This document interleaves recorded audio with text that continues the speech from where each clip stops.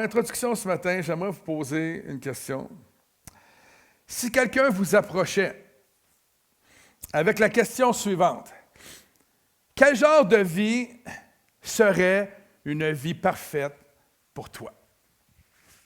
Je vous pose la question. Jonathan, quel genre de vie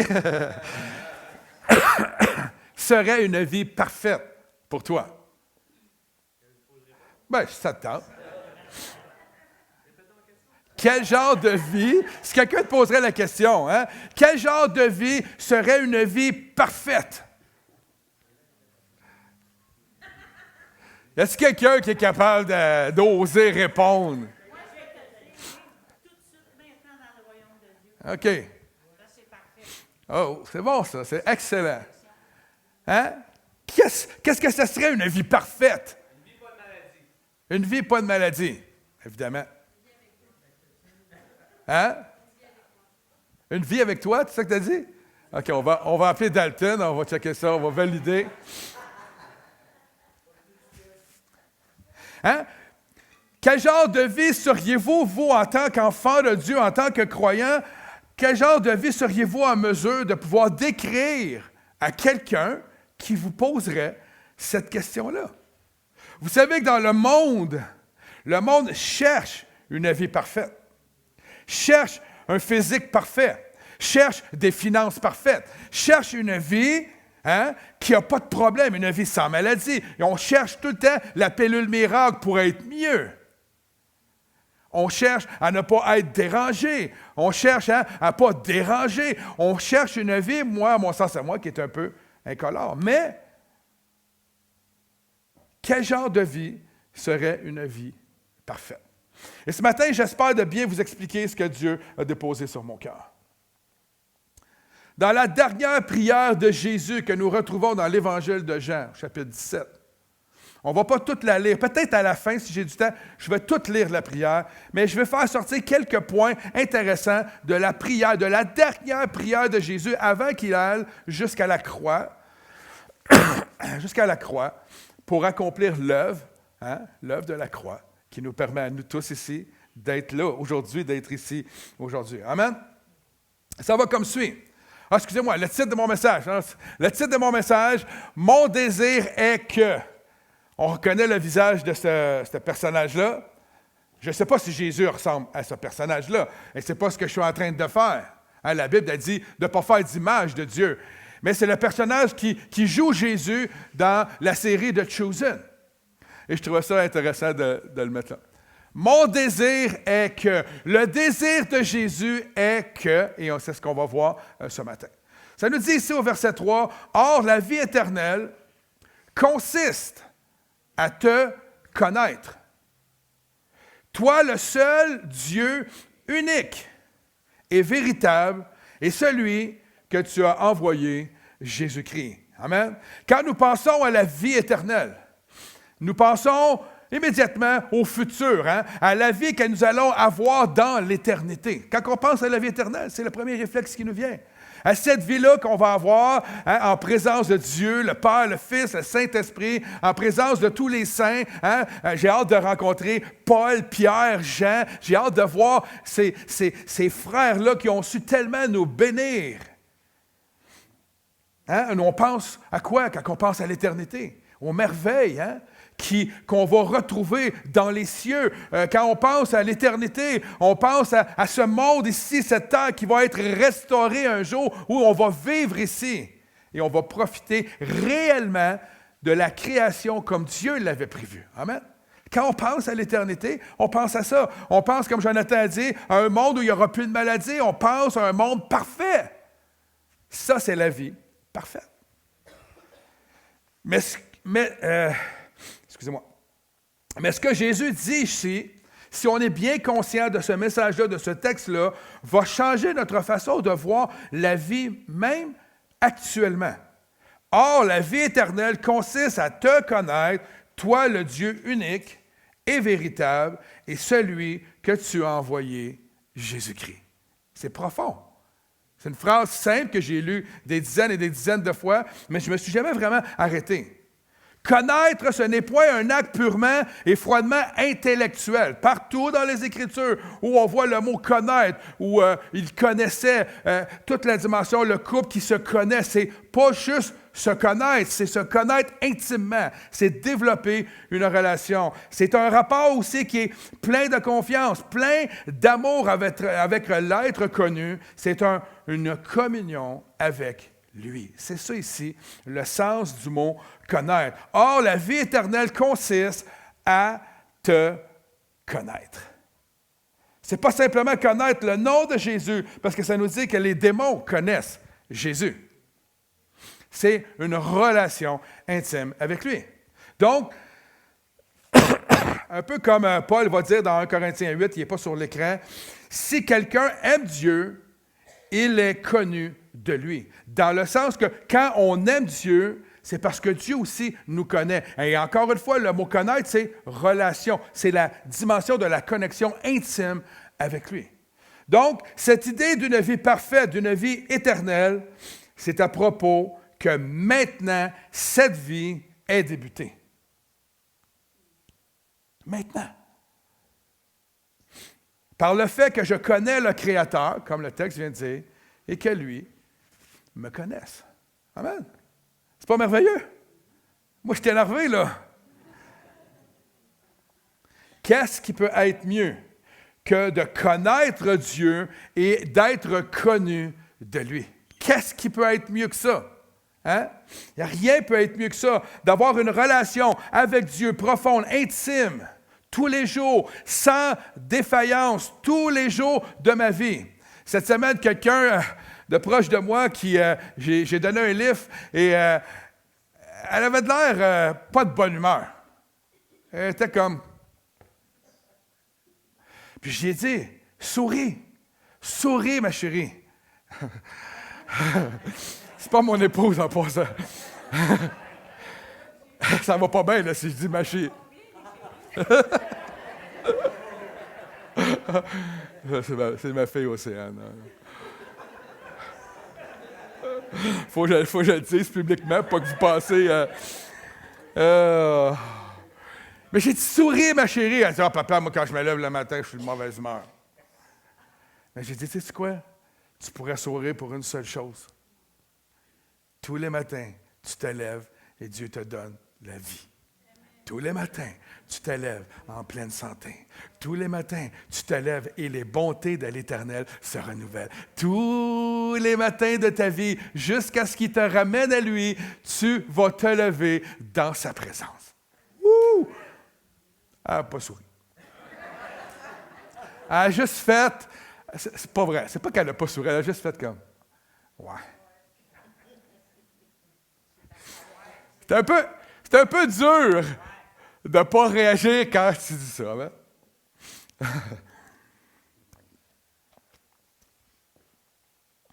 Ce que nous avons vu la semaine passée, qu'est-ce qu'on a vu la semaine passée par rapport au Saint-Esprit? Excusez-moi, là. Ouf, j'ai chaud. Puis... Bon, ce que nous avons vu la semaine passée par rapport au Saint-Esprit, c'est qu'il était avantageux pour nous que Jésus quitte ce monde. Hein? On l'a vu, vous vous souvenez du texte?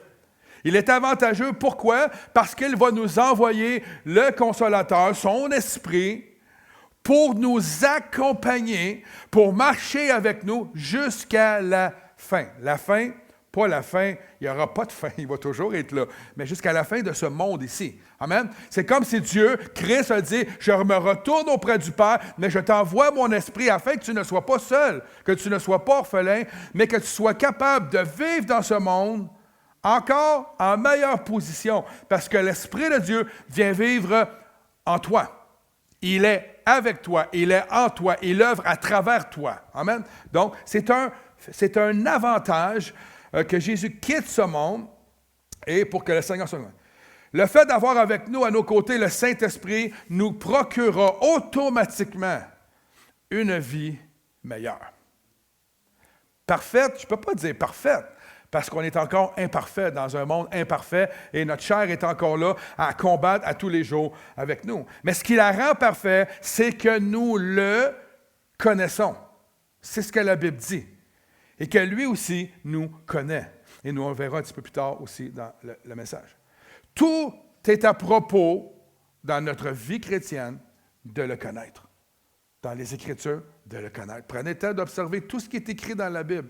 Tout est à propos que Dieu veut établir une connexion, il veut établir une relation, il veut qu'on le connaisse. Dans l'Ancien Testament, c'était sous la forme de la loi, maintenant, c'est sous la forme de la grâce. Mais tout au long des Écritures, l'objectif de Dieu, c'est de rétablir la connexion avec ses enfants, avec sa création. Amen? Sans le connaître, nous ne serions pas ici ce matin.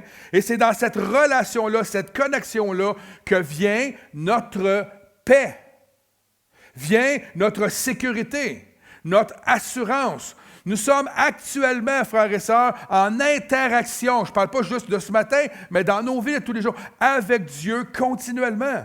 Nous sommes en équipe avec lui. On n'est pas juste connecté à lui, mais Dieu nous connecte avec lui pour être une équipe avec lui. Et vous allez voir où je vais aller avec ça. Nous sommes avec lui, son esprit fait des choses incroyables en nous et à travers nous. Et actuellement, il est en train de nous parler ce matin et désire avoir une relation encore plus forte avec vous ce matin que hier soir avant de vous coucher. C'est Dieu.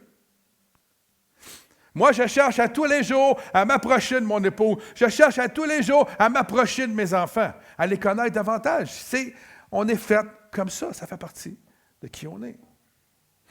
Amen.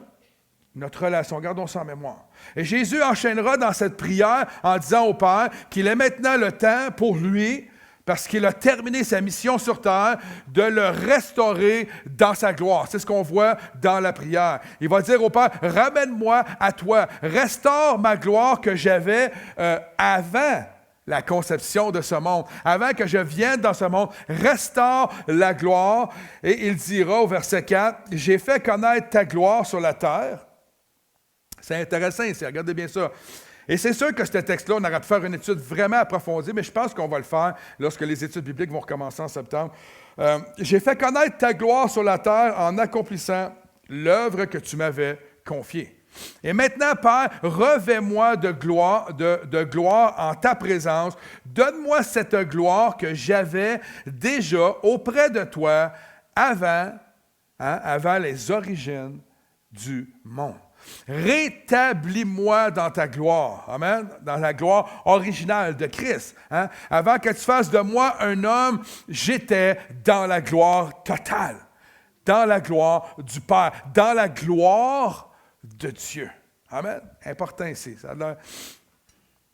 Afin que tous puissent voir, excusez-moi, où c'est que je suis rendu? Oui, c'est ça. Mettez-moi dans la gloire, afin que tous puissent voir le Père en lui. Et il portait la gloire du Père pour permettre aux hommes de... Ah, mais là, je me suis mélangé, excusez-moi. Ça n'a aucun rapport. Soyons honnêtes ce matin.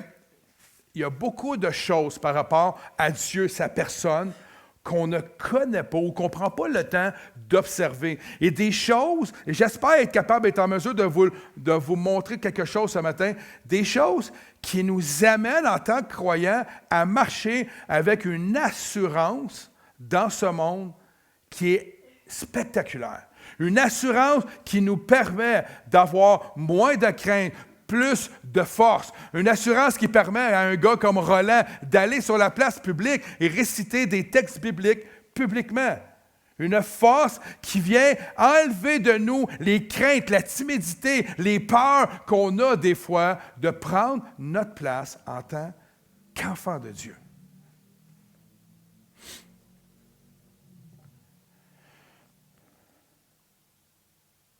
Notre relation avec Dieu ne doit pas être basée uniquement sur notre façon, je dirais, religieuse de la vivre, d'aller à l'église à toutes les réunions, d'aller aux études bibliques à toutes les réunions, ça ne doit pas être basé seulement sur cela, même si c'est important. Dire le connaître, est-ce que c'est vraiment ça? Est-ce que nous connaissons vraiment Dieu? Avons-nous vraiment expérimenté une intimité avec Jésus, avec lui, qui nous permet de ne jamais douter de l'autorité qu'il place en nous? Tout simplement parce que l'Esprit de Dieu vit en nous. Dieu vit à travers nous, donc son autorité est là. Amen. Donc, on devrait avoir de l'assurance, sachant qu'il est en nous. Amen. Ça fait du sens pour vous ce matin? Je ne sais pas si on réalise l'ampleur de qui est Jésus et de qu'est-ce que l'Esprit peut accomplir en nous. Nous avons un privilège, frères et sœurs, de connaître Dieu comme cela. Mais quand je dis ça, là, c'est qu'on peut fréquenter les églises et y penser d'une façon de le lire et de dire hey, c'est un privilège de le connaître. C'est un privilège de connaître Jésus. Ah, c'est un privilège d'aller à l'église et de chanter des louanges. Mais je parle d'avoir une vraie relation intime qui fait de nous qu'on est des êtres inébranlables. C'est cette relation-là que je parle. On est dans un temps, dans une ère moderne, où même dans l'Église de Christ, beaucoup de gens vivent des insécurités, des peurs, des craintes, alors que Christ vit en nous par son Esprit. Et je sens vraiment dans mon cœur que Dieu veut amener l'Église à ne plus regarder à eux, mais à regarder uniquement sur Dieu. Parce que quand on met notre confiance en lui, qu'on regarde à lui uniquement, nos valeurs, notre manière d'être change complètement. Amen? Regardez bien ce qui est fascinant dans le texte qui va suivre. Je dirais qu'il est quasiment dur à croire au verset 20. Là, on va sauter toute la partie centrale où Jésus va prier. On va aller directement à la dernière partie de la prière. Ce n'est pas seulement pour eux que je te prie, c'est aussi pour ceux qui croiront en moi grâce à leurs paroles. Parle aux disciples, grâce aux paroles des disciples que les disciples vont apporter, qui vont prêcher l'Évangile. Je te demande qu'ils soient tous un. Donc, dans le fond, il ne prie pas seulement pour les disciples, mais pour ceux qui croiront aussi, donc nous aujourd'hui. Je te demande qu'ils soient tous un. Regardez comment c'est grandiose, là. Comme toi, Père, tu es en moi, et moi, je suis en toi. Qu'ils soient un en nous pour que le monde croie que c'est toi qui m'as envoyé. Que nous soyons un avec le Père et le Fils. Avons-nous déjà réalisé cela? Ça, c'est le souhait, c'est la prière de Jésus. Jésus dit qu'il ne prie pas seulement pour les disciples qui sont devant lui, hein, qui ont œuvré avec lui, mais il prie pour tous ceux qui croiront dans la parole. Et cette prière, frères et sœurs, est très importante ici, car c'est le Fils de Dieu lui-même qui le dit. Ce n'est pas un écrit. Avez-vous la Bible avec les écrits rouges? Moi, j'ai la Bible avec les écrits rouges. Ça me fascine toujours de voir quand Jésus parle. Et c'est Jésus prie. Jésus prie. Celui qui a pris la forme d'un homme pour accomplir une œuvre qui était puissante à la croix. Celui qui a vaincu la mort, qui a soumis la mort à lui. Celui qui a défait l'ennemi par sa toute-puissance, qui prie pour nous et qui demande au Père qu'il soit que nous soyons un avec lui et le Père. C'est quand même insensé pour moi. En tout cas, pour moi, je trouve que c'est gigantesque. Comme toi, Père, tu es en moi, et moi, comme moi, je suis en toi, qu'il soit un en nous. Pour que le monde croie que c'est toi qui m'as envoyé. Avez-vous déjà pensé, en tout cas, je ne sais pas si vous avez déjà eu comme objectif de mettre ce texte-là en pratique dans vos vies, ou d'y croire au moins pour dire « Je suis un avec le Père et Jésus ». Vous savez quoi? Quand je réfléchissais à ça hier, je me disais « C'est quasiment impossible, Seigneur. Je suis encore imparfait. Je suis encore dans ma chair, je suis encore un homme qui va pécher, un homme qui va commettre des erreurs, un homme qui va avoir des mauvaises pensées. Comment puis-je me retrouver en toi? Comment puis-je être en Jésus-Christ? Et c'est ça la beauté de la chose. C'est qu'il a donné sa vie pour rétablir la connexion, pour nous purifier de nos péchés. Et cela ne commencera pas seulement dans l'éternité, mais c'est maintenant commencé. chacun d'entre nous, aux yeux de Dieu, malgré le fait que nous sommes faibles dans la chair, nous sommes vus comme étant sans tache. Pardonnés. Je suis content. Je suis vraiment béni. Parce que je ne pourrais pas m'approcher de Dieu autrement.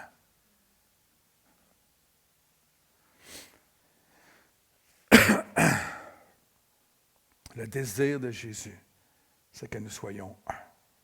Hier, lorsque je suis allé à la vente de garage, je parlais avec André, puis je lui disais, André, c'est beaucoup de travail, ça. Tu sais, 3 ventes de garage, parce qu'il va en avoir un autre à la fin de l'été. C'est beaucoup de travail, puis tout ça. Puis André me disait, mais Normand, c'est beaucoup de travail. La première vente de garage, c'est beaucoup de choses, parce qu'ils descendent du matériel d'en haut. Puis beaucoup. Le deuxième, il dit, c'est moins épais. Mais il dit, au-delà de ça, c'est pas bien grave le travail, parce qu'on fait l'œuvre ensemble. On travaille ensemble. On est des frères, des sœurs, on est là, on sert, on passe des bons temps ensemble, on rit, on voit l'œuvre de Dieu, on voit Dieu toucher le cœur des gens, on voit le Seigneur œuvrer à travers ce qu'on fait. Donc, on est comme, il me disait ça hier, il dit, on est comme un. Je disais, wow, c'est pas ce que je vais prêcher un matin, mais c'est vrai.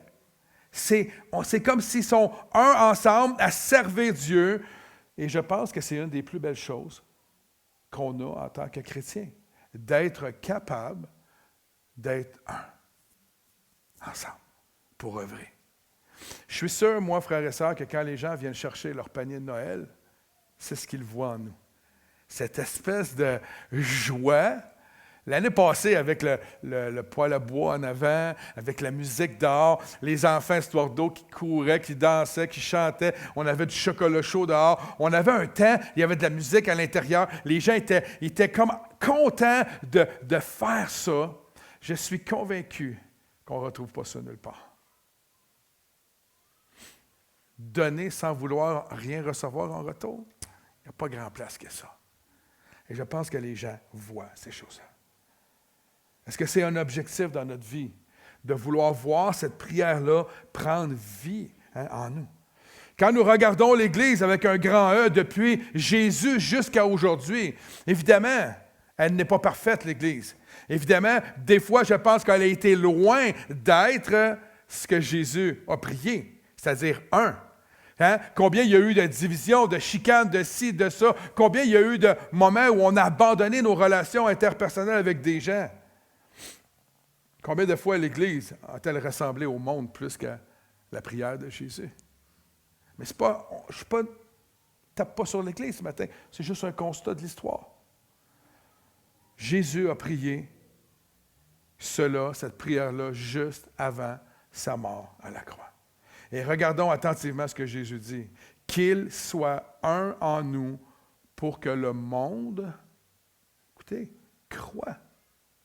Pour que le monde croie que c'est toi qui m'as envoyé. Il y a une signification importante dans la façon que nous interréagissons ensemble les uns envers les autres.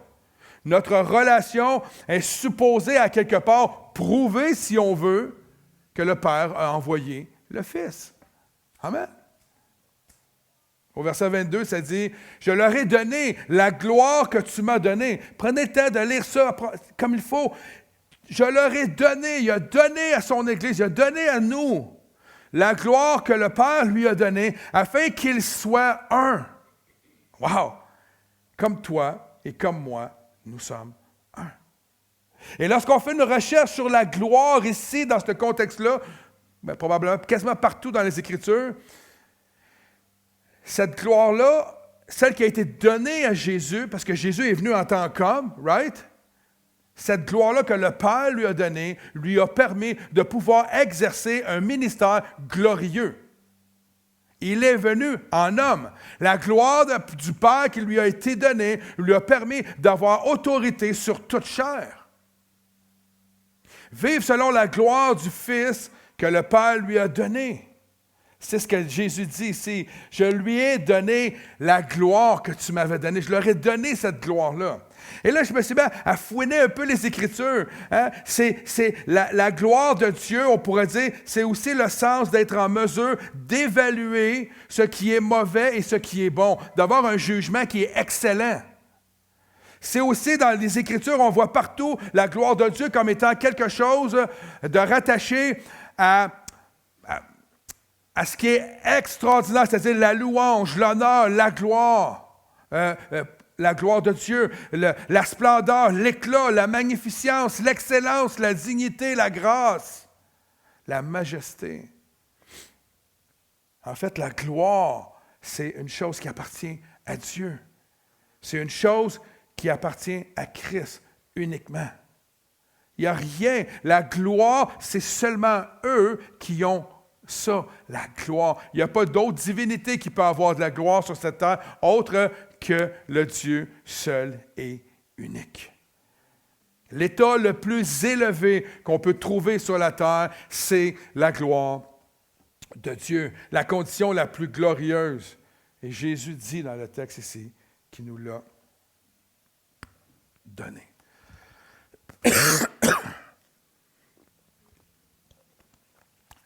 Et dans ma réflexion hier, je me suis dit, lorsqu'on devient un enfant de Dieu, nous devenons des fils et des filles d'adoption.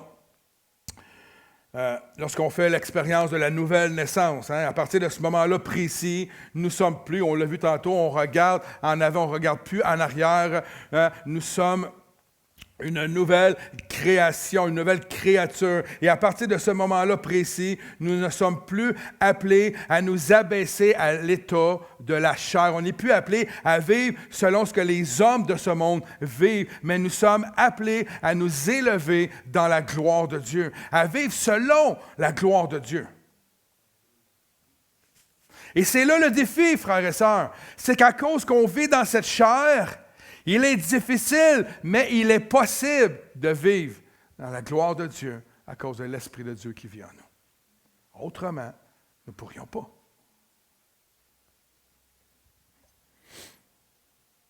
Jésus dit que tu m'as donné la gloire, je leur ai donné ce que tu m'as donné, comme si le Père vient de nous rendre sa gloire par l'entremise de son Fils, afin que nous puissions vivre une vie glorieuse à l'image de Dieu et devenions parfaitement unis à lui, comme Jésus l'a dit dans sa prière. Nous ne sommes plus, je dirais, puis je ne veux pas avoir de l'air hautain en disant ça, ou je ne sais pas si vous vous souvenez, à un moment donné, j'avais amené un message, j'avais dit, ça serait peut-être temps que l'Église, on se lève un petit peu les épaules, puis qu'on arrête de s'apitoyer sur nous. On devrait être fiers. On sert le roi des rois, le Seigneur des seigneurs. On s'identifie à lui. Il est notre Père, il est notre Seigneur, il est notre Sauveur. En lui, nous avons notre identité. Il n'y a pas aucune autre identité sur terre qui est plus grande que celle de Dieu. Et nous, on sert ce Dieu-là. Alors, lève ta tête. Regarde au ciel. Et je me suis marqué ici une note. Je me suis dit,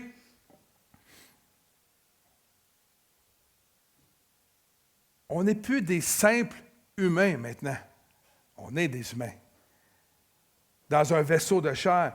Mais il nous donne sa gloire afin que nous puissions être parfaitement unis à lui. Est-ce que vous saisissez ce matin? On n'est plus seulement des êtres humains. Oui, on l'est encore, on va le rester jusqu'au retour du Seigneur, mais à cause de sa gloire, à cause de ce qui vit en nous, nous ne sommes plus de simples êtres humains. Sinon, il ne serait pas possible d'avoir l'Esprit de Dieu qui vit en nous. Si l'Esprit de Dieu peut vivre en nous, c'est parce que nous ne sommes plus vus comme pécheurs. Comment Dieu peut-il, lui qui est 3 fois saint, pouvoir vivre attaché à quelque chose qui est rempli de péché? Ça ne serait pas possible. Donc, à partir du moment où Dieu dit qu'il fait de nous le temple de son esprit, à partir de ce moment-là, on doit comprendre que nous ne sommes plus pécheurs, que nous avons une identité qui est rattachée à Jésus-Christ et non plus à l'homme.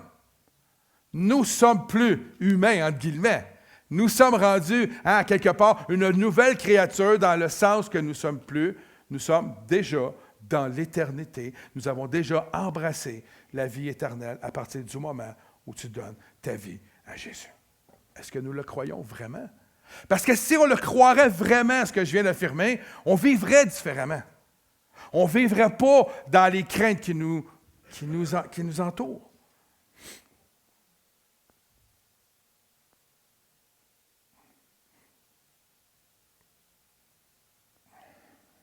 Verset 23 qui dit « Moi en eux et toi en moi, qu'ils soient parfaitement un, et qu'ainsi le monde puisse reconnaître que c'est toi qui m'as envoyé et que tu les aimes comme tu m'aimes. Cela est supposé être la preuve pour le monde, cet amour-là qu'on a les uns les autres, mais cette unité-là en Dieu et en Jésus. Nous avons essayé par toutes sortes de manières de faire connaître Jésus, mais depuis 2000 ans, depuis que ce texte-là a été écrit, nous avons le comment faire direct là, devant nous, devant nos yeux.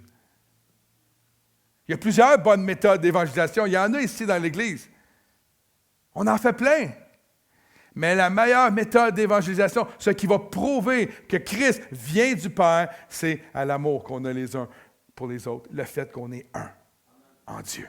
C'est quand même, on peut le dire, puis le redire, puis le redire. Mais c'est ça que le texte nous dit.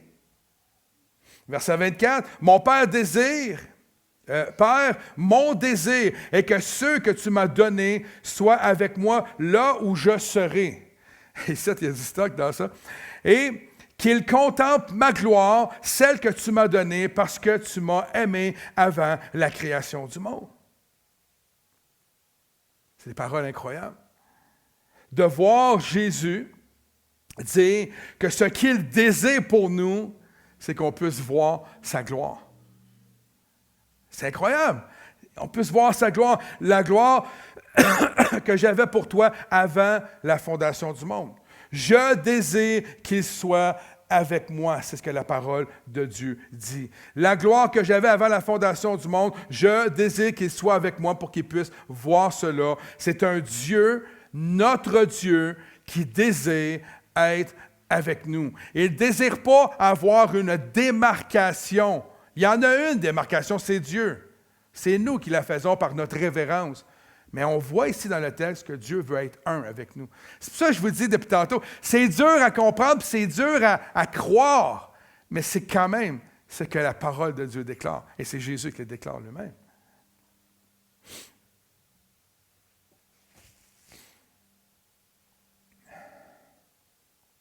Verset 26, « Je t'ai fait connaître à eux, c'est Jésus qui parle, et je continuerai à te faire connaître pour que l'amour que tu m'as témoigné soit en eux et que je sois moi-même en eux. » Nous voyons clairement ici que le ministère de Jésus ne s'est pas arrêté à la croix. Il continuera de nous faire connaître le Père, là où il est. Il continuera de manifester en nous son amour pour qu'on puisse continuer de témoigner cela. Pourquoi? Parce qu'il désire que son amour soit continuellement en nous. Continuellement. Dieu ne désire pas autre chose que nous soyons remplis d'amour. Parce qu'il le sait très bien, si l'amour de Dieu, si son amour à lui vient jusqu'à nous et pénètre notre cœur, nos pensées, que nous saisissons bien ce qu'il est dit là, lorsqu'on est rempli de son amour, il n'y a plus rien. Il n'y a plus rien qui vient nous déranger. Quand quelqu'un te blesse, tu es rempli de son amour, tu vas bénir en retour. Quand tu as des peurs, tu as des craintes, qu'est-ce qu'il y a d'avoir des... C'est quoi la crainte la plus grande qui pourrait m'éloigner de l'amour de mon Dieu? Il n'y a pas de crainte. Il n'y en a plus. Il n'y a plus rien qui peut m'éloigner de Dieu si je sais qu'il est entièrement en amour avec moi, qu'il me déverse son amour en moi et que je suis aimé de lui. Qu'est-ce qui peut m'arriver? Alors ce matin, comment on reçoit ce texte biblique-là dans nos cœurs? Comme quelque chose qu'on apprend, un nouveau message, un texte de plus dans nos vies, ou avons-nous le désir de voir la prière de Jésus s'exaucer dans nos vies? Avons-nous le désir de vivre cela avec Dieu, mais aussi avec la famille de Dieu, son Église? Nous devons être conscients que nous avons la possibilité, avec la puissance de l'Esprit en nous, de vivre comme Jésus l'exprime ici dans sa prière.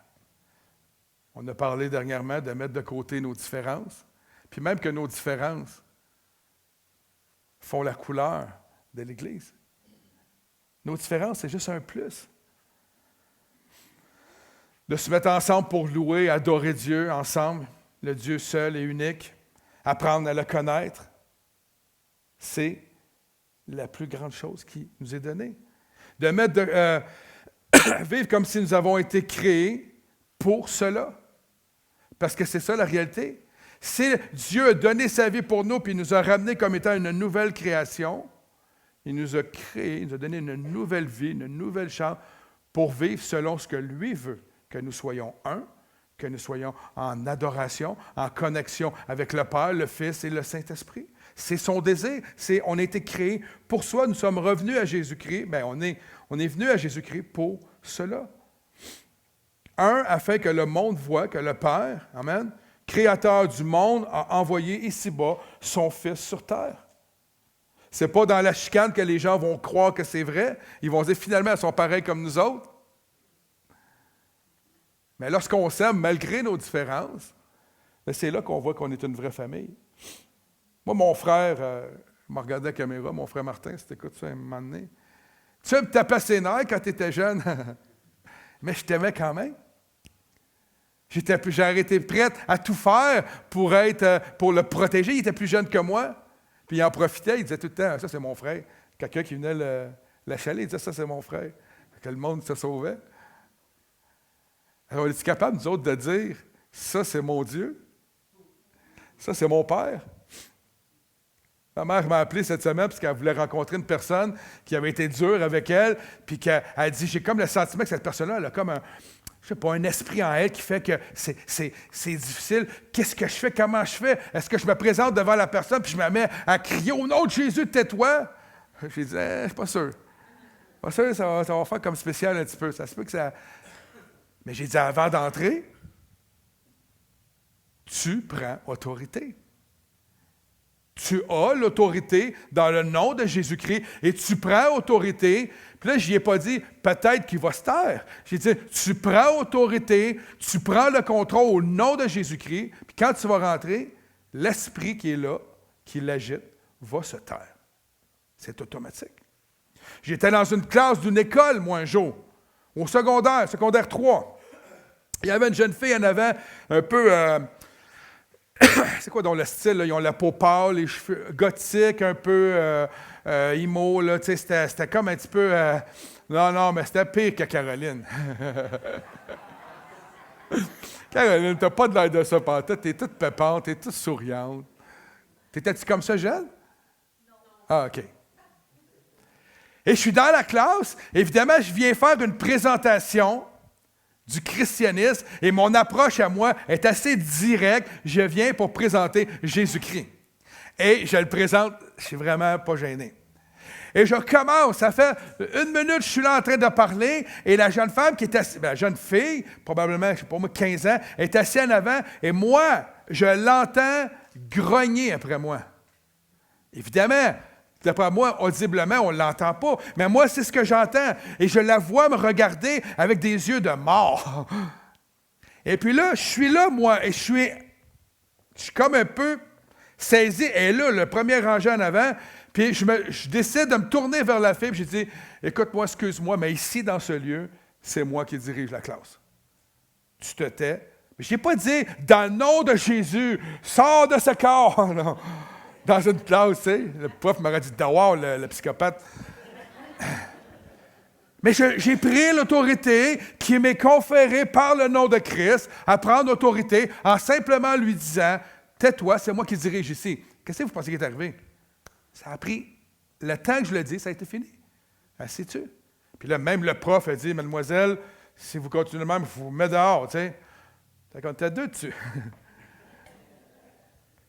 Tout ça pour vous dire que quand on vit avec lui, il y a une dimension, quand on apprend à vivre et à comprendre qu'on est un en lui, lui en nous, on a toute autorité par le nom. Ce n'est pas à propos de nous, hein? Comprenez-moi bien ce matin. Je ne suis pas en train de dire que, on est rendu tellement hot qu'on peut être un avec lui. Non, on ne sera jamais hot. On ne sera jamais assez pur, assez bon, assez ça. Tout passe par Jésus-Christ. Tout passe par Jésus-Christ. Mais il reste, qu'est-ce que c'est ce que Jésus nous dit?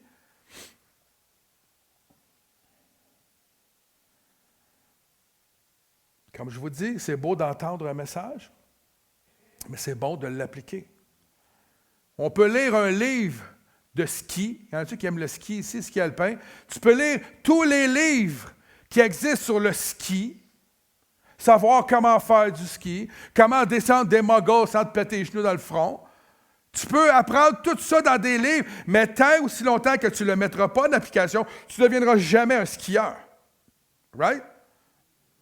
Impossible. C'est la même chose avec la parole de Dieu. Tant qu'on ne la met pas en application, ce qu'on apprend, ce qu'on voit, ce qu'on lit. Et ici, c'est quand même, vous allez aller le lire, le texte. Allez lire Jean 17 et prenez le temps de l'approfondir. Moi, ce matin, je suis obligé de faire un survol parce qu'il y a trop de matière. Mais si vous décidez d'appliquer ça dans votre vie, ça va complètement changer votre façon de vivre. Si vous comprenez que l'Esprit de Dieu vient vivre en vous, on a parlé de ça la semaine passée, il vit en vous, ça change votre manière de faire. Si vous comprenez que vous êtes un en Dieu, Dieu en vous, ça change notre manière de penser. Jésus nous dit ce matin, si tu connais mes paroles, alors laisse-moi voir ta connaissance en action. Je veux la voir. Laisse-moi te voir le pratiquer. Laisse-moi voir l'amour que j'ai déposé en toi se répercuter sur tes frères et tes sœurs autour de toi et envers le monde autour. Frères et sœurs, nous devons tout faire pour rester unis. On doit tout mettre en œuvre pour garder ce que Christ nous donne. Et c'était l'objectif avant le jeûne et prière, et de garder ce que Dieu nous donne et de ne pas se laisser voler, mais c'est encore le même objectif et ça va être comme ça jusqu'au jour où Dieu va revenir chercher son Église. Nous devons garder ce qu'il nous dit. Ne nous laissons pas voler. Nous devons combattre cela, garder ce que Dieu nous dit. Frères et sœurs, ce qui prouve notre vrai amour du Père, du Fils et du Saint-Esprit, mais moi je pense que c'est le désir de tout faire pour le garder, de tout faire pour le mettre en œuvre. Pas juste d'en parler, le mettre en œuvre. Et hier soir, dans ma grotte, au sous-sol, je me disais, est-ce que c'est possible? Parce que je me souviens de la semaine passée, tu te souviens, Stuardo, quand je t'ai dit on se voit tous les dimanches, puis toi, je t'ai dit on se voit tous les samedis, puis j'ai dit peut-être prophétique, peut-être qu'on va se voir à tous les samedis. Tout le temps. T'imagines-tu, on se verra 2 fois par semaine? Mais hier, je me suis posé la question, puis j'ai essayé d'être honnête avec moi. Est-ce que je serais capable de vivre avec toutes vous autres tout le temps? Jonathan, je sais tout de suite c'est quoi la réponse, mais... Non, mais pensez-y. Parce que ça dit, c'est d'être un. On n'est pas un dans le Père et dans le Fils à temps partiel. C'est pas quand ça nous tente. C'est sa volonté, c'est ce que lui veut. Donc, on est en lui. Serions-nous capables d'être un tout le temps ensemble? La Bible dit qu'à tous les jours, ils allaient au temple. Tous les jours. Ils se rassemblaient pour fractionner le pain, passer du temps ensemble, louer le Seigneur ensemble. Tous les jours. Mais honnêtement, serions-nous capables? Je pense que la seule façon que nous serions capables, c'est par l'Esprit de Dieu. D'un point de vue humain, à regarder à l'extérieur, sans l'Esprit de Dieu, on a de la misère à se sentir les uns les autres. Aussitôt qu'il y a quelque chose, un conflit, ça revient en guerre. Les gens se tuent parce qu'ils ne sont pas en accord. Serions-nous prêts à tout faire pour mettre en œuvre cette unité-là, cet amour-là de Dieu? Il faut qu'on soit capable de le faire. Je vais demander au groupe de revenir ce matin. Donc, en conclusion, il est donc avantageux que le Fils quitte parce qu'il nous envoie le Consolateur pour vivre avec nous pour toujours. Il est avantageux pour nous, frères et sœurs, que Christ, après l'œuvre de la croix, continue encore d'intervenir en notre faveur. C'est avantageux pour nous. Il est avantageux de connaître le Père et que lui nous connaisse parce que nous pouvons avoir une vie parfaite. La vie éternelle part du moment où tu connais ton Dieu, le Dieu unique. Vous savez, je réalisais ça hier soir. Pendant 4000 ans, avant la venue de Jésus-Christ, les gens s'adressaient à Dieu par l'Éternel, avec le mot éternel, par le mot Dieu, par créateur, tous les autres noms, tous les noms qu'on peut identifier Dieu, mais il ne parlait pas à Dieu par le Père. On ne le voit pas ça dans les Écritures. Nous sommes de ceux qui pouvons appeler Dieu le Créateur, le Père.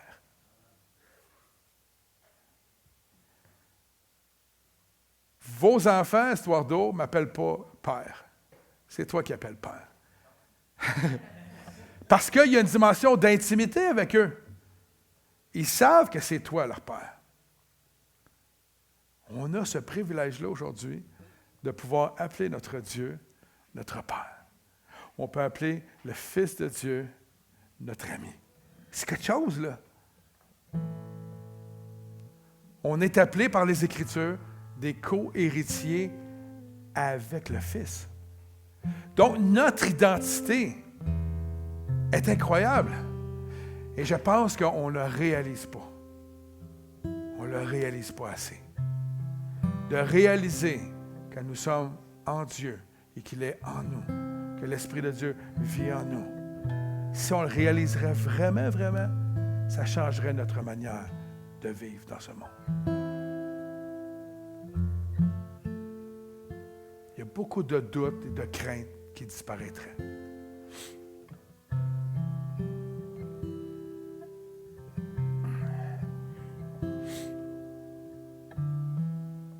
Nous avons la vie éternelle parce que nous connaissons le Père. C'est ce que la Bible déclare. Mais non seulement nous le connaissons, mais nous vivons avec lui, en lui.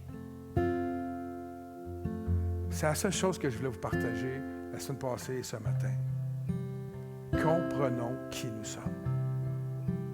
Je pense que l'Église de Christ ne comprend pas assez son rôle. Dieu, Jésus, a mis en place une Église pour être l'extension de lui. C'est ça. Nous sommes l'extension de Christ. Tout est placé pour qu'on voit ça. Maintenant, vivons-le à fond.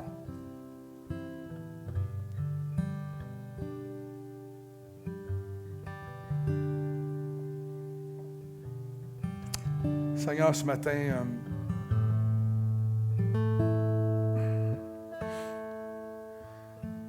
la prière, c'est qu'on ne fasse pas juste connaître de façon intellectuelle ce que tu nous enseignes, mais que, Seigneur Dieu, ça prenne vraiment racine en nous, qu'on vive avec foi ce qui est écrit.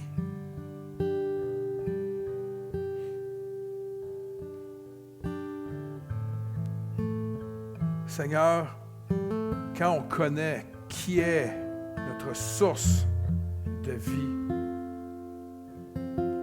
on n'a plus crainte de vivre dans ce monde. On n'a plus de crainte de ce qui peut se passer autour de nous. On n'a plus de crainte dans la vie quotidienne. On n'a plus de crainte à savoir qui va pourvoir à nos besoins. Est-ce que je vais avoir assez d'argent à la fin du mois? Non, non, Seigneur. Lorsqu'on vit en toi, lorsque toi tu vis en nous, lorsqu'on cherche à te plaire, lorsqu'on cherche à manifester de l'amour les uns pour les autres, lorsqu'on vit comme ton écriture, tes écritures le disent, ça change notre perspective de vivre sur cette terre. Alors c'était ça, Seigneur Dieu, mon message ce matin. Permets-nous de saisir ça.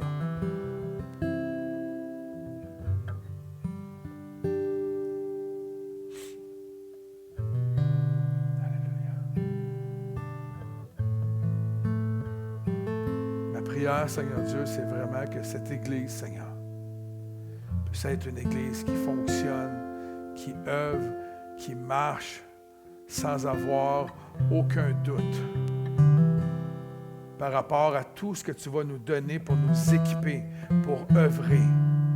Je prie, Seigneur, que les gens qui recevront un appel particulier au sein de cette Église n'aient aucun doute.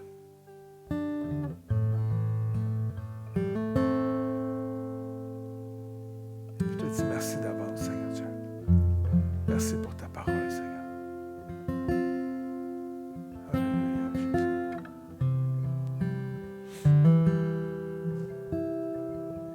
Ce matin, c'est cette parole-là qu'il y a eu dans la louange, qui disait de ne plus avoir de doute parce qu'il est avec nous. C'est pas mal ça que le Seigneur essaie de communiquer à son Église. Il est avec nous. Cessons de douter et œuvrons pour lui. Tout le temps que nous pouvons perdre à douter puis à nous empêcher de faire les choses parce qu'on a des doutes, c'est normal qu'on ait des doutes. Là où il faut mettre notre confiance, c'est dans sa parole. Les doutes vont toujours être là, mais plus nous mettons notre confiance dans sa parole, plus nous allons vivre de façon victorieuse. Amen. Merci Seigneur.